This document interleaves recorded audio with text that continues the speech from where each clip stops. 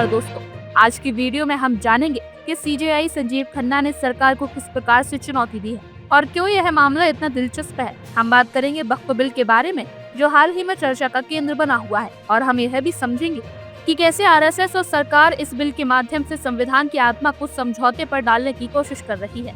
सबसे पहले हमें यह समझना होगा कि संजीव खन्ना कौन है और उन्होंने अब तक न्यायपालिका में क्या भूमिका निभाई है। वैसे तो हमारे देश में मुख्य न्यायाधीशों के पद पर बेहद सम्मानजनक होता है, लेकिन इस पद पर बैठे व्यक्ति की कार्यशैली बहुत अहम होती है और सीजेआई संजीव खन्ना की कार्यशैली ने कई बार यह सिद्ध किया है कि वह सरकार के दबाव में नहीं आने वाले।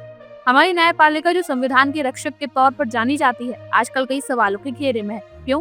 क्योंकि सरकार, मीडिया और समाज के कुछ हिस्सों ने अदालतों की स्वतंत्रता को चुनौती दी है। अगर हम हाल के मामलों पर नजर डालें तो हमें यह समझ में आता है कि सरकार कभी भी न्यायपालिका की स्वतंत्रता से समझौता कर सकती है, लेकिन सीजेआई संजीव खन्ना ने यह सुनिश्चित किया है कि वह अपनी जिम्मेदारी से कभी नहीं भागेंगे। अब बात करते हैं ऐसे मामले की जो हाल ही में काफी सुर्खियों में रहा, वक्फ बिल। वक्फ बिल क्या था मामला? यह बिल सरकार द्वारा पेश किया गया था और इसमें वक्फ बोर्ड की कार्यप्रणाली में बदलाव की कोशिश की गई थी। वक्फ बोर्ड वो संस्थाएं हैं जो मुस्लिम समुदाय द्वारा धार्मिक और सामाजिक कार्यों के लिए संचालित होती हैं। इस बिल में सरकार ने वक्फ बोर्ड के नियंत्रण को राज्य के नियंत्रण में लाने का प्रस्ताव रखा। सरकार का कहना था कि इससे वक्फ की जमीनों पर जो अवैध कब्जे हो रहे हैं उन्हें रोका जा सकता है, लेकिन सवाल यह था कि क्या यह कदम संविधान के अनुसार था? क्या सरकार की यह कोशिश धार्मिक स्वतंत्रता का उल्लंघन कर रही थी? और यही सवाल सीजेआई संजीव खन्ना ने पूछा, जो सरकार को थोड़ी सी भी राहत देने को तैयार नहीं थे। उन्होंने यह सवाल उठाया, क्या सरकार ने यह बिल लागू करने से पहले समुदायों के अधिकारों और संविधान की भावना को ध्यान में रखा है? दोस्तों, यह वही जगह थी जहां अदालत ने सरकार की नीयत को समझने की कोशिश की और यही वह जगह थी जहां संजीव खन्ना ने अपने कड़े रुख में सरकार को चुनौती दी। आरएसएस का दबाव और सरकार की भूमिका। अब हम बात करते हैं एक और अहम पक्ष की, आरएसएस। हम सभी जानते हैं कि आरएसएस का भारतीय राजनीति में गहरा प्रभाव है। वक्फ बिल के मामले में आरएसएस ने सरकार पर दबाव बनाया था। आरएसएस का मानना था कि वक्फ की जमीनों पर अवैध कब्जे हो रहे हैं और इन्हें सरकार के नियंत्रण में लाया जाना चाहिए, लेकिन सीजेआई संजीव खन्ना ने यह सवाल उठाया, क्या संविधान की स्वतंत्रता और धर्मनिरपेक्षता को नजरअंदाज किया जा सकता है? उन्होंने यह सुनिश्चित किया कि सरकार संविधान के दायरे में रहते हुए ही फैसले ले। उनका यह कड़ा रुख बहुत महत्वपूर्ण था, क्योंकि ये सीधे सीधे यह संदेश दे रहा था कि न्यायपालिका सरकार से बहुत दूर रहती है जब तक वह संविधान की भावना का उल्लंघन ना करे। सीजेआई खन्ना का सक्रिय रुख, क्या भविष्य में बदलाव होगा? अब एक बड़ा सवाल उठता है, क्या अगर संजीव खन्ना ने अपनी सक्रियता नहीं दिखाई तो क्या सरकार अपने मनमाने तरीके से यह बिल लागू कर देगी? अगर सीजेआई संजीव खन्ना की बेंच यह सवाल नहीं उठाती तो शायद वक्फ बिल पर सरकार का फैसला और ज्यादा विवादास्पद हो जाता। उन्होंने ये साबित कर दिया कि न्यायपालिका संविधान की रक्षा करने के लिए पूरी तरह से प्रतिबद्ध है, लेकिन आने वाले समय में ये भी दिलचस्प हो सकता है, क्योंकि जैसे ही संजीव खन्ना का कार्यकाल समाप्त होता है, अगला सीजेआई कौन होगा? क्या वह सरकार के दबाव में आकर फैसले देगा या फिर वह भी खन्ना साहब की तरह कड़े रुख अपनाएंगे? यह सवाल इसलिए अहम है क्योंकि अगर अदालतों पर दबाव बढ़ता है तो लोकतंत्र की एक बुनियादी स्तंभ न्यायपालिका कमजोर हो जाती है। मीडिया का दृष्टिकोण और न्यायपालिका की निष्पक्षता। अब बात करते हैं एक और महत्वपूर्ण पहलू की, मीडिया। आप सभी जानते हैं कि मीडिया का बड़ा हाथ होता है किसी भी मुद्दे को जनता तक पहुंचाने में, लेकिन क्या मीडिया हमेशा न्यायपालिका की निष्पक्षता को लेकर सचेत रहती है? नहीं। मीडिया का रवैया कई बार सरकार के पक्ष में होता है और जब सुप्रीम कोर्ट सरकार के खिलाफ जाता है तो मीडिया की चुप्पी बहुत कुछ बयान कर देती है। मीडिया को हमेशा यह समझाना चाहिए कि जब सरकार संविधान के खिलाफ जा रही हो तो उसे उजागर करना मीडिया का फर्ज है, लेकिन हम अक्सर देखते हैं कि जब सीजेआई खन्ना सरकार के खिलाफ खड़े होते हैं तो मीडिया की रिपोर्ट चुप हो जाती है। यही बात हमें सोचने पर मजबूर करती है कि अब मीडिया भी सरकार के दबाव में है। न्यायपालिका की स्वतंत्रता का संकट। अगर संजीव खन्ना की तरह सक्रिय सीजेआई नहीं होते तो क्या होता? अगर अदालत पर सरकार का दबाव बढ़ता तो आने वाले समय में न्यायपालिका की स्वतंत्रता खतरे में पड़ जाती और यही वजह है कि आज के समय में सीजेआई संजीव खन्ना का कड़ा रुख लोकतंत्र की रक्षा के लिए बेहद जरूरी हो गया है। उन्होंने साबित किया है कि अदालतें संविधान से समझौता नहीं करेंगी और यही वजह है कि उन्हें भारतीय राजनीति में एक मील का पत्थर माना जाता है। अंत की ओर लोकतंत्र की रक्षा की आवश्यकता। दोस्तों, अंत में यही कहना चाहूंगी कि सीजेआई संजीव खन्ना के कार्यकाल में यह साबित किया है कि न्यायपालिका हमेशा संविधान के दायरे में काम करती है। अगर न्यायपालिका पर दबाव बढ़ता है तो यह लोकतंत्र के लिए एक बड़ा खतरा हो सकता है। इसलिए यह जरूरी है कि आने वाले समय में सीजेआई भी न्यायपालिका की स्वतंत्रता को बनाए रखे। आखिरकार यह लोकतंत्र की जीत होगी और संविधान की भावना की रक्षा भी।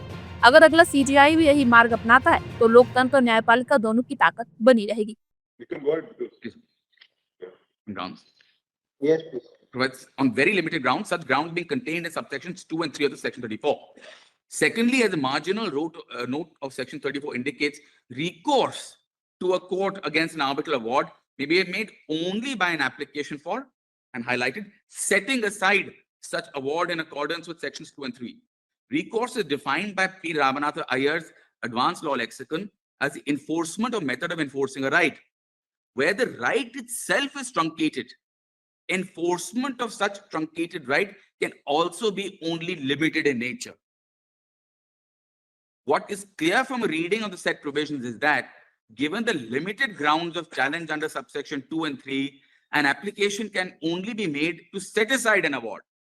This becomes even clearer when we see subsection 4, under which, on receipt of an application under subsection 1 of section 34, the court may adjourn section 34 proceedings and give the arbitral tribunal an opportunity to resume arbitral proceedings or take such action as will eliminate grounds for setting aside the arbitral award. Here again, it is important to note that it is the opinion of the arbitral tribunal which counts in order to eliminate the grounds for setting aside the award, which may be indicated by the court in hearing the section 34 application. So even 34 formulas first starts from the arbitral tribunal. Then para 18 is important as to what setting aside normally means in international law. Redfern and Hunter in international arbitration states that the model law does not permit modification of an award by the reviewing court as follows. The purpose of challenging an award before a national court at the seat of arbitration is to have that court declare all or part of the award null and void.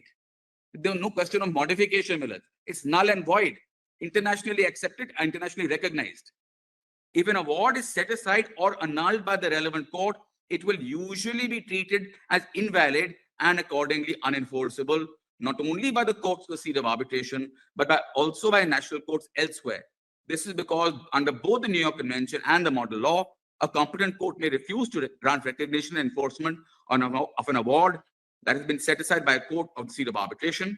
It is important to note that following complete annulment, the claimant can recommence proceedings because the award simply does not exist. One minute, please. This was highlighted by the solicitor also. Yes. What has happened is, what was pointed out by Mr. Datar was, jurisdictional model was really relating to international commercial transport disputes. So when you are interpreting it, where the Indian domestic awards or the Indian domestic arbitration, do not keep those in mind, because we are then going back at point of time. Yes, we often use the word that the court power of interpretation is reflective of the legislative intent. But that's all. Legislative intent is then gathered by us and not by the legislature. So while doing it, if we apply this principle, we are applying this principle which relates to international. There's a difference between international arbitration, because then the concept of the law applicable to that arbitration proceedings, the substantive law, the law applicable to the arbitration procedure of that country, all these issues come in. Actually, they've already come in and said another side as to whether the seat and venue of arbitration and domestic arbitration. No, seat and venue does come in, but only with respect to the court. Yes, but not with respect to the law which is applicable. I'll make a simple answer to that.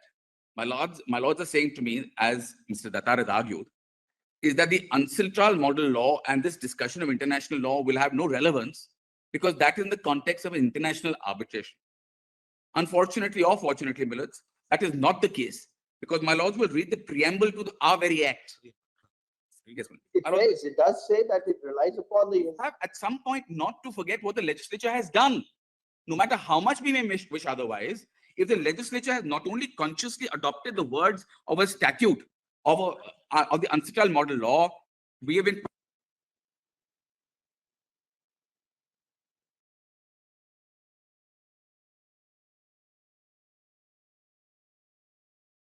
take the preamble with me just for a moment. Please read the act. Whereas the United Nations International Trade Law has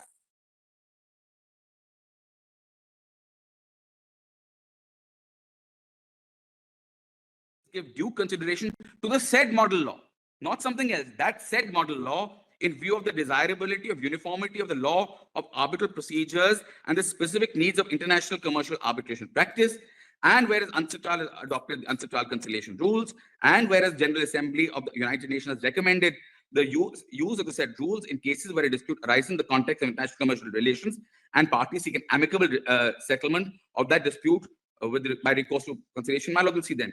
And whereas the said model law the 85 model law makes significant contribution to the establishment of a unified legal framework for the fair and efficient settlement of disputes arising in international commercial relations, whereas it is expedient to make law respecting arbitration and conciliation by taking into account the aforesaid model law and rules. This last paragraph is as clear as can be. It has been made. Yes. You read para 3 of the SOR also. Para 3 of the statements and objects. Yes, please, I'll come to statement. I'll start with paragraph 1 because even that is relevant. The law on arbitration, because all of it has to be read, of course, judgments. I'm trying to show that this was not some willy-nilly endeavor done in the blind, unaware of what UNCITRAL decided, and we had a different thing in our mind as to what setting aside means. Everyone in 1985 and 1996 was very clear, and Parliament was certainly very clear as to what setting aside means. It has a specific context and a meaning in international law, Millets. It is not just the 1996 Act.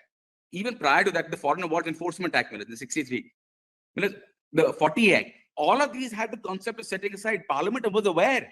It's not a new concept suddenly accidentally filtering in to domestic arbitration to the root of international law. No, that is not the case. Parliament was aware, and therefore, my lord will see the statement of objects and reasons. The law on arbitration in India is at present substantially contained in 3 enactments, namely the Arbitration Act 1940, the Arbitration Protocol and Convention Act of 37, this is the Geneva Convention, and the Foreign Awards Recognition Enforcement Act 61, the New York Convention. It is widely felt that the 1940 Act, which contains the General Act of Arbitration, has become outdated. So an attempt to move away from the 40 Act, and instead the power modification is now read in, it will become like the 1940 Act again. So the attempt of the legislature to move away from the 1940 Act is effectively being argued against, which contains the general law of arbitration become outdated. The Law Commission of India, several representative bodies of the trade and industry and experts in the field of arbitration have proposed amendments to this Act to make it more responsive to contemporary requirements. It is also recognized that our economic reforms may not be fully effective if the law dealing with settlement of both domestic and international commercial disputes, but both, remains out of tune with such reforms. The intention is very clear. Like arbitration, conciliation is also getting increasing worldwide recognition as an instrument for settlement dispute. Therefore, there is however no general law. I'll read the whole thing. Very much read 3 as well. The UNCITRAL adopted in 1985 the model law on international commercial arbitration. The General Assembly of the United Nations has recommended that all countries give due consideration to the model law in view of the desirability of the uniformity of the law. Again, they want every domestic municipal jurisdiction to have the same law. Which law? Which is the 1985 model law of the law of arbitral procedures and the specific needs of international commercial practice. The split, Millers, is you generally adopt this where there is some variation. Therefore, we have part 2 of our Act. The UNCITRAL also adopted in 1980 set of conciliation rules. The General Assembly of the United Nations has recommended the use of these rules in cases where parties arise in context of international commercial relations, parties seek amicable settlement by recourse to conciliation. And important of the UNCITRAL model law, they have harmonized concepts of arbitration and conciliation of different legal systems of the world, and thus contain provisions which are designed for universal application. All across the world, setting aside means setting aside. When it doesn't mean, provide for a difference. If we want harmonization, we can't in India say that harmonization is something different. What they're saying is apply the same law, but the fact of the matter is several countries, including the Western world, where arbitration is perhaps the default mode in commercial arbitration, commercial matters, they have power of modification. no, that's statute. You can't argue that if you bring in modification, you'll be violating the international. No, that's not what I'm saying. What I'm saying is a particular allow me to read this line again as to what I'm trying to say. What I'm trying to say is that the Municipal Act and our Act was You may be right to that extent, but during the course when the discussions was going on, whether model international law of international. At that time, they said modification should not be given debate, whether modification should be included or not, and they left it. They left it at that. Look, what I'm trying to say is, what is the word setting? It is clear that Yes. they did not want to lift it as it is for the domestic arbitration. I'll read paragraph 3. Yeah. Let's read this. But while reading paragraph 3, we can't forget the last line of paragraph 2, that the intention is to actually adopt that 85 model law As a model law, as a model law. with certain modifications necessary to Certainly. But Millers, suit the domestic. unfortunately or fortunately, none of those modifications happened. It was open to the legislature of India when adopting that 1985 model law to make suitable amendments. Where they made suitable amendments, we know. Where they've not made, they've not made. And where they're not made those amendments, we can't then say that even though you chose not to make those amendments, we will somehow read a power that there was an intent to depart from what was commonly understood. What was commonly understood in 85 and 96, setting aside means only setting aside. The legislature chooses not to depart from that. It was open to it. They chose not to depart from it. Having chosen not to depart from it, we can't say that even though they chose not to depart from it, merely because they could have means that they have. That does not follow, Millers. It was open to them to do that. And in fact, I would argue the reverse. Even though they could have, but they didn't, means that setting aside means only setting aside. Because we are sitting here in an interpretive exercise. We are not sitting here as legislators or in some kind of constituent power. If the intention is to be determined of Parliament, the intention of Parliament is very clear, whether we like it or not.